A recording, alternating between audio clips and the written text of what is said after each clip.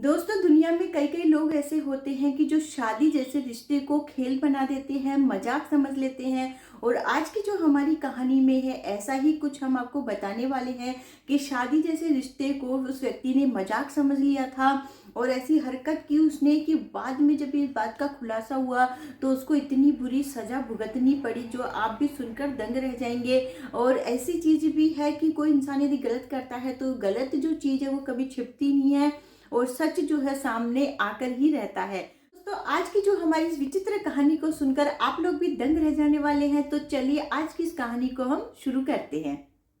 नमस्कार दोस्तों, मैं रिपोर्टर हिमानी। तो आप लोग का हमारे चैनल में स्वागत है। तो दोस्तों, जो हमारी कहानी की शुरुआत होती है एक भरे पूरे परिवार से। एक भरा पूरा परिवार था जिसमें 3 बेटे थे और परिवार बहुत खुशीपूर्ण जीवन व्यतीत कर रहा था। और परिवार का जो मुखिया था वह किसान था। किसानी को जो करते थे, खेती का काम, तो उनका खेती का काम था वो बहुत ही अच्छा चलता था, जिससे घर खर्च में कोई भी परेशानी नहीं आती थी। और वो अपने बच्चों को बहुत ही अच्छी स्कूल में भी पढ़ा रहे थे, जिससे उनके जो शिक्षा दीक्षा थी वो बहुत ही अच्छी चल रही थी और परिवार बहुत खुशनुमा तरीके से चल रहा था।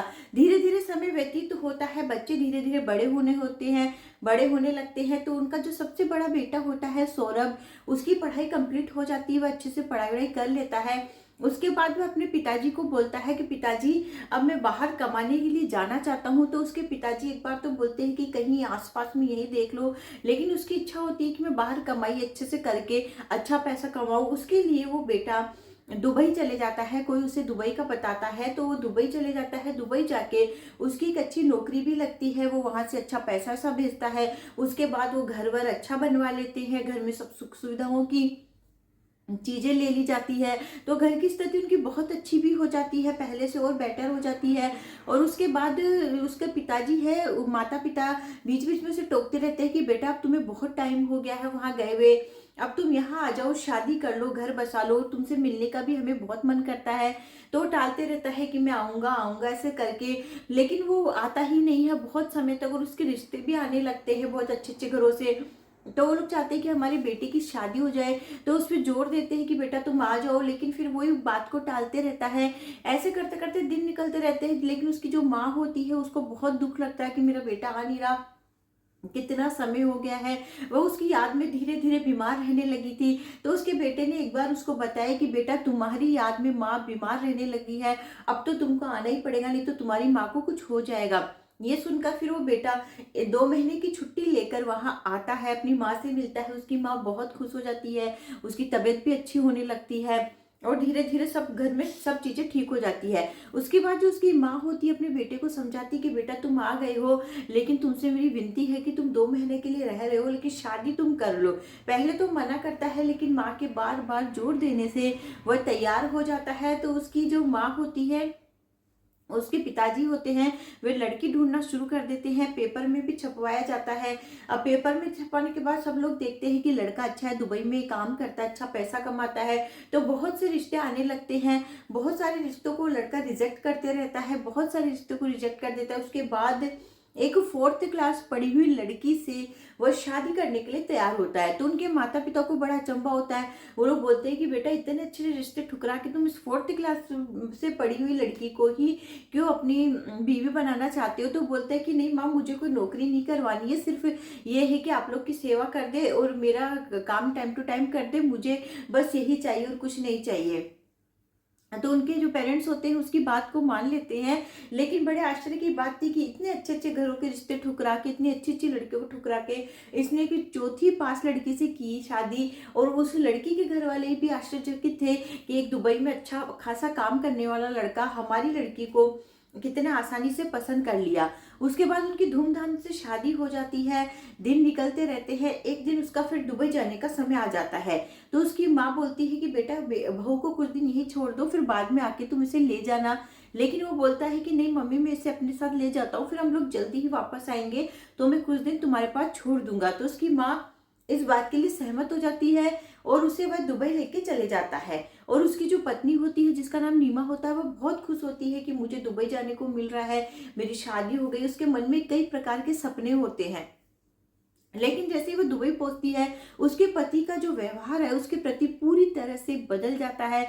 वह देखती है उसका पति उसे इग्नोर कर रहा है, उससे अच्छे से बात नहीं कर रहा है। दुबई पहुंचते हुए वह वहां तो बहुत अच्छे से बात बात करता था, उसे बड़ा आश्चर्य होता है। लेकिन जैसे वो घर पहुंचते हैं, घर की जब बेल बजाते हैं, तब भी उसकी बीवी को आश्चर्य होता है कि बेल कैसे बजा रही है, तो अकेले रहते हैं, तो अंदर कौन हो सकता है।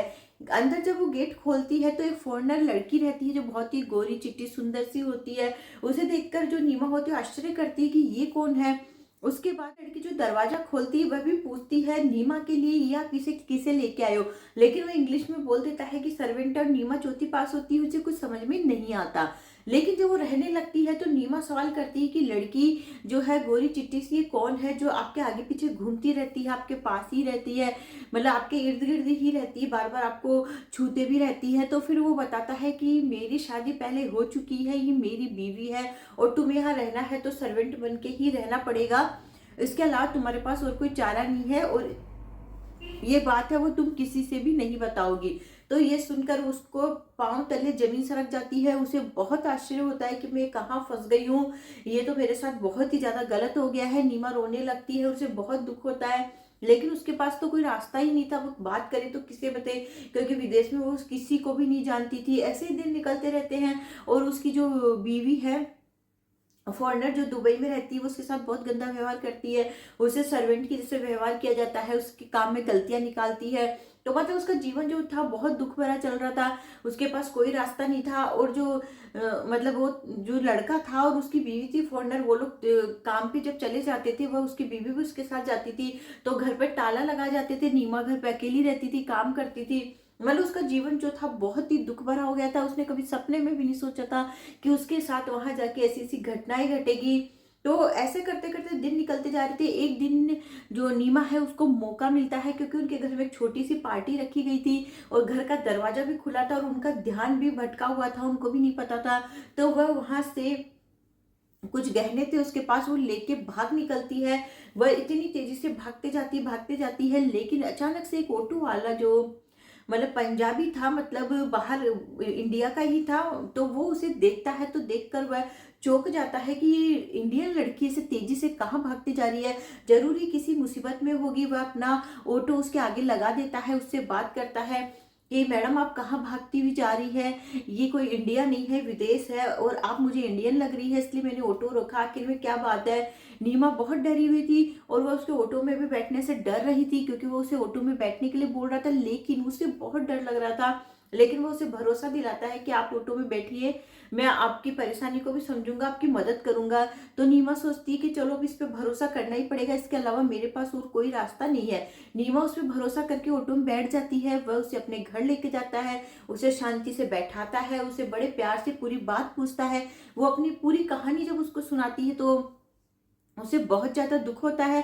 वो बोलता है कि मेरी बहन के साथ भी ऐसा ही किया गया था, इसीलिए मैं यहाँ पैसा कमाने आया था, क्योंकि उसका जो पति था उस पर पैसे के लिए बहुत दबाव डालता था। लेकिन अंत में वो मेरी जो बहन थी उसे इतना ज्यादा परेशान किया था कि उसने आत्महत्या कर ली थी। तो उसका सदमा मैं आज तक नहीं भूल पाया हूँ, और उसी के लिए कमाने के लिए मैं दुबई भी आया था। तो तुम्हारी कहानी सुनकर भी मुझे अपनी बहन की याद आ गई। तो वो रोने लगता है। तो वो बोलता है कि तुम चिंता मत करो, मैं तुम्हारी पूरी मदद करूंगा, बोलो मैं तुम्हारे लिए क्या कर सकता हूँ। तो बोलती मुझे कुछ नहीं चाहिए, बस तुम मुझे इंडिया पहुंचा दो। तो बोलती कि ठीक है तुम चिंता मत करो, मैं तुम्हें इंडिया सुरक्षित पहुंचा दूंगा। उसके बाद वह उसे इंडिया ले जाता है, सुरक्षित पहुंचाता है, और वह उससे पूछता है कि तुम्हारे पास जो भी प्रूफ है, जिस लड़के से तुम्हारी शादी है, वो प्रूफ मुझे दो, मैं जरूर वहां कंप्लेन करूंगा दुबई में। वह उसे इंडिया सुरक्षित पहुंचाता है, उनके घर वालों से मिलवाता है। उनके घर वाले उसे बहुत धन्यवाद देते हैं, बोलते कि हमारी बेटी को तुमने इतनी बड़ी मुसीबत से निकाला है, तुम्हारा बहुत बहुत धन्यवाद, हम तुम्हारे जीवन में कभी काम आ सकेंगे तो हमें बहुत खुशी होगी। उनके घर वाले बहुत ज़्यादा उसे धन्यवाद करते हैं। और ऐसे लोग दुनिया में बहुत कम मिलते हैं, नहीं तो लोग ऐसे बदमाश रहते हैं, लाचार लड़कियों का फायदा उठा लेते हैं। लेकिन किस्मत से उसे वो इंसान बहुत ही अच्छे मिल गए थे। ये तो भगवान की उन पे कृपा थी कि उन्हें व्यक्ति बहुत अच्छे मिल गए, नहीं तो उनके साथ कुछ भी गलत हो सकता था। उसके बाद जो वो भाई है वो जाते हैं दुबई, और जाकर जो प्रूफ उसने दिए थे नीमा ने, उससे जो वहाँ वो लड़का काम करता था वहाँ पे उसकी शिकायत करते हैं। और जो लड़की का, जिस फॉरेनर लड़की से उसकी शादी हुई थी, उसके पिता को भी एक लेटर लिख के फोटो दे के पूरी बात बता देता है। उसके बाद जब उस लड़की के पिता को, फॉरेनर लड़की के पिता को एक बात पता चलती है, वो अपनी बेटी को बताता है। उसकी बेटी भी आग बबूला हो जाती है। उसके बाद जो जिस कंपनी में वो लड़का काम कर रहा था, वो कंपनी उसी लड़की के पिता की थी जिसमें वो मैनेजर के रूप में काम कर रहा था, उसी से उसकी शादी हुई थी। तो उसकी नौकरी भी हाथ से चली जाती है, उसके पिता उसको नौकरी से निकाल देते हैं। और जो लड़की थी, फॉरेनर लड़की, वह भी उससे संबंध तोड़ लेती है पूरी तरह से। तो वो वहां पे दुबई में और कंपनी में भी नौकरी करने जाता है, लेकिन उसका नाम इतना खराब हो चुका था। वह पिछला रिकॉर्ड जब चेक करते थे तो ये मामला सामने आ जाता था। तो उसे दुबई में कहीं भी नौकरी नहीं कर मिलती है, उसका जीवन पूरी तरह से बर्बाद हो चुका था। उसके बाद बाद में उसके पास में कोई चारा नहीं बचता, वो इंडिया आ जाता है। इंडिया आने के बाद में वहां पे भी वो नौकरी की तलाश करता है, उसे कहीं नौकरी नहीं मिलती, क्योंकि उसका नाम जो है बदनाम हो चुका था, पेपर में भी न्यूज आ गई थी। इस ये जो कहानी, ये जो किस्सा हुआ था, वह पूरी तरह से वायरल हो चुका था। तो उसका भुगतारा उसे बहुत गंदे तरीके से भुगतना पड़ा, उसकी जिंदगी बर्बाद हो गई उसने, क्योंकि गुनाह भी बहुत बड़ा किया था। उसके बाद नीमा के जो माता पिता होते हैं वो उसे बोलते हैं कि बेटा जो हो गया वो हो गया, अब तुम दूसरी जगह शादी कर लो। तो नीमा बोलती है कि मुझे जल्दी से अब किसी पे भरोसा ही नहीं है, मेरा शादी से मन ही उठ चुका है। लेकिन फिर बाद में बहुत समझाने के बाद उनकी बेटी बोलती है, ठीक है, जिन सरदार जी ने मेरी मदद करी थी एक बार उनसे बात कर लेते हैं, अगर वो मुझसे शादी के लिए तैयार होते तो मैं उनसे शादी करूंगी, क्योंकि वो बहुत अच्छे इंसान थे। मैं उनके साथ में 3-4 दिन तक रही थी, लेकिन उन्होंने मुझे छुआ भी नहीं और मुझे बाइज्जत सम्मान के साथ में घर पहुंचाया। वो बहुत अच्छे इंसान है, यदि मेरी उनसे शादी होगी तो मैं जरूर ही बहुत ही ज्यादा अपने जीवन में खुश रहूंगी। तो नीमा का फैसला बिल्कुल सही निकला। जब सरदार जी से फोन में उन्होंने बात करी उनके माता पिता ने, तो सरदार जी भी तैयार हो गए थे, क्योंकि उसकी बेटी के साथ, उसकी सॉरी बहन के साथ भी ऐसा हादसा हो रखा था। तो उसको नीमा से बहुत हमदर्दी भी थी और वो बहुत अच्छे इंसान भी थे। नीमा की और सरदार जी की शादी धूमधाम से हो जाती है। आज दोनों बहुत ही खुशनुमा जीवन व्यतीत कर रहे हैं। तो भगवान के घर में देर है अंधेर नहीं है, भगवान यदि एक रास्ते बंद करता है तो हजारों रास्ते भगवान खोल भी देता है। इसलिए हर निराशा के पीछे एक आशा छुपी हुई रहती है। इसलिए कभी भी किसी इंसान के साथ कुछ बुरा होता है तो कुछ अच्छा भी होता है। इसलिए जीवन में कभी हिम्मत मत हारिए, आपके साथ यदि कुछ बुरा हो रहा है तो भगवान कभी आपके साथ अच्छा भी करेंगे। इस भरोसे के साथ में अपना जीवन व्यतीत करिए और निराश मत रहिए, खुश रहिए।